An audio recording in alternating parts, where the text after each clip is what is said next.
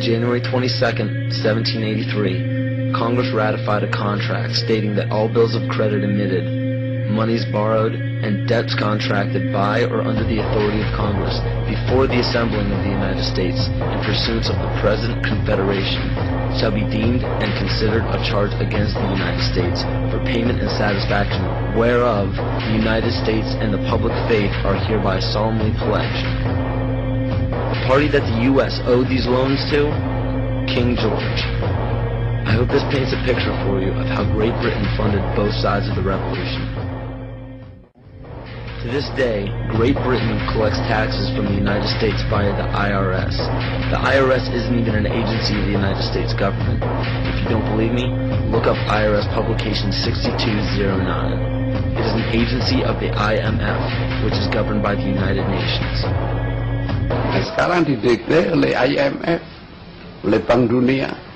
Negeri yang begini kaya diubah menjadi negara pengemis sekarang, Indonesia. The FCC, CIA, FBI, and NASA were never part of the United States government. The U.S. government only holds shares of the stock in various agencies. Social security numbers are also issued by the UN through the IMF. So how is it happening?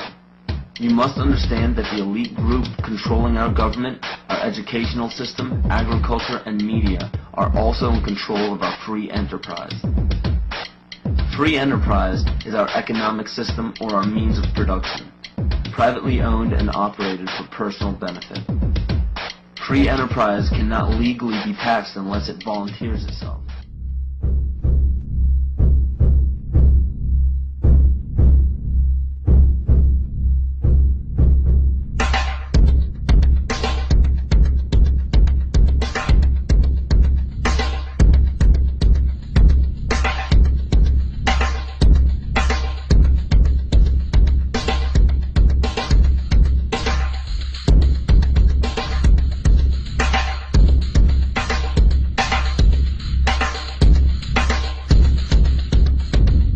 In 1775, the American Revolutionary War began as the American colonies sought to detach from England and its oppressive monarchy.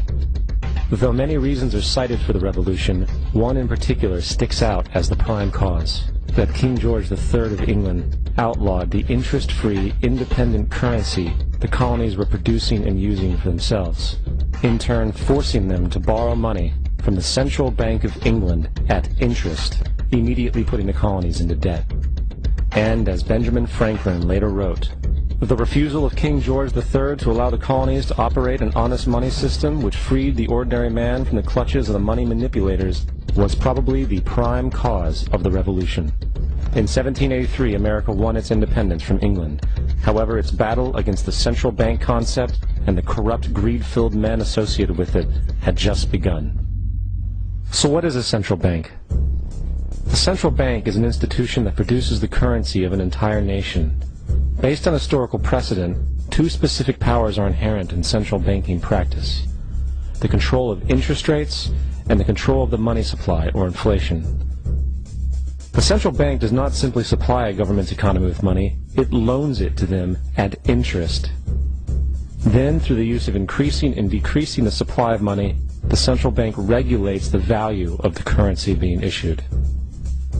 It is critical to understand that the entire structure of this system can only produce one thing in the long run: debt. It doesn't take a lot of ingenuity to figure this scam out. For every single dollar produced by the central bank is loaned at interest. That means every single dollar produced is actually the dollar plus a certain percent of debt based on that dollar. And since the central bank has the monopoly over the production of the currency for the entire country, and they loan each dollar out with immediate debt attached to it, where does the money to pay for the debt come from? It can only come from the central bank again, which means the central bank has to perpetually increase its money supply to temporarily cover the outstanding debt created, which in turn, since that new money is loaned out at interest as well, creates even more debt. The end result of this system without fail is slavery, for it is impossible for the government and thus the public to ever come out of the self-generating debt. The founding fathers of this country were well aware of this.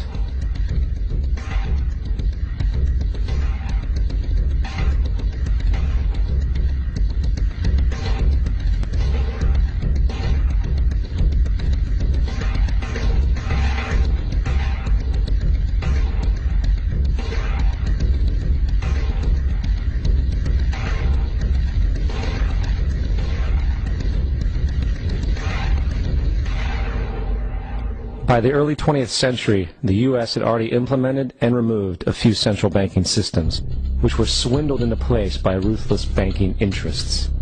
At this time, the dominant families in the banking and business world were the Rockefellers, the Morgans, the Warburgs, the Rothschilds. And in the early 1900s, they sought to push, once again, legislation to create another central bank.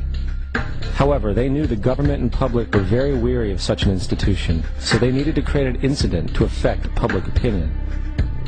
So, J.P. Morgan, publicly considered a financial luminary at the time, exploited his mass influence by publishing rumors that a prominent bank in New York was insolvent or bankrupt. Morgan knew this would cause mass hysteria, which would affect other banks as well. And it did. The public, in fear of losing their deposits, immediately began mass withdrawals.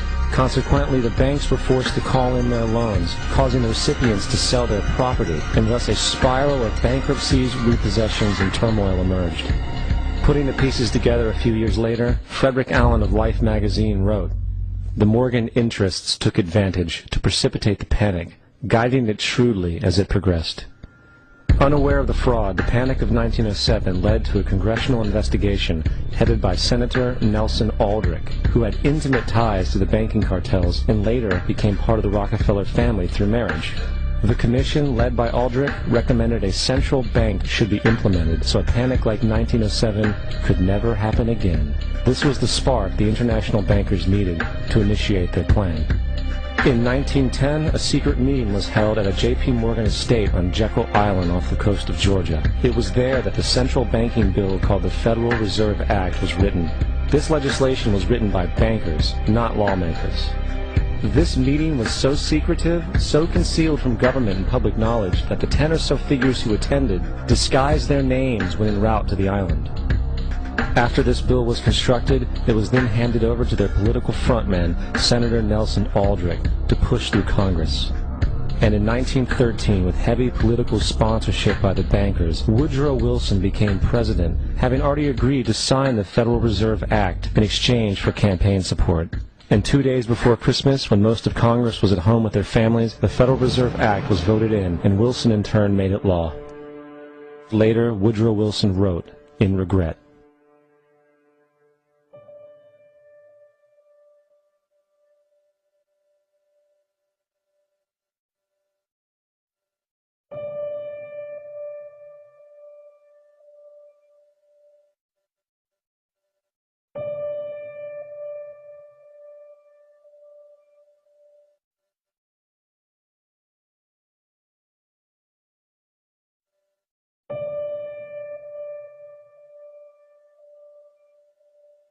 Congressman Louis McFadden also expressed the truth after the passage of the bill.